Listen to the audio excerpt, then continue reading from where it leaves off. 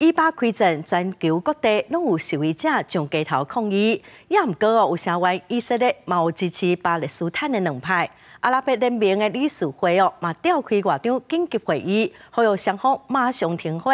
北约组织是呼吁以色列反击哈马斯，得爱有斩杀。 联合国日内瓦办事处头前有几多百人举着以色列国旗表达支持，并且谴责哈马斯对平民的暴行。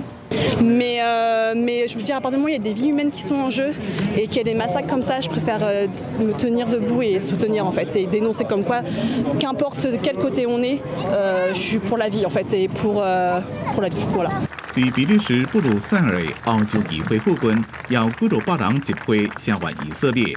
不过，比利时外交部外口受民众喊口号，呼吁建立自由的巴勒斯坦。包括西班牙、加拿大加非洲的南非、亚太地区的日本、南韩、菲律宾、澳洲，拢有民众上街头表达立场，支持以色列加巴勒斯坦的声音，两边分正清楚。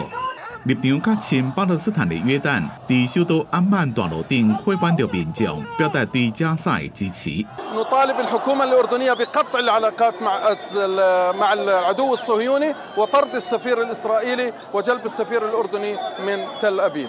不过原本定伫德国首都柏林举行要声援巴勒斯坦的集会被禁止，理由是会对公共安全甲秩序造成威胁，也个可能会出现反犹太主义的言论。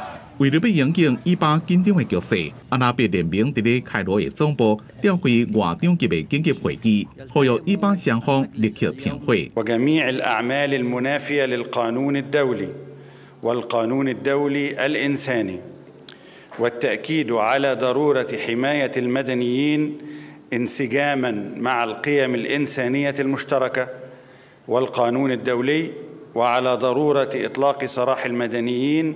وجميع الأسرى والمعتقلين。北约组织是强调，虽然以色列有权利反击，不过对哈马斯的攻击应该也有同款的比例。这场冲突将尽一切可能，莫去伤害到无辜的百姓。公司新闻张伟林编辑。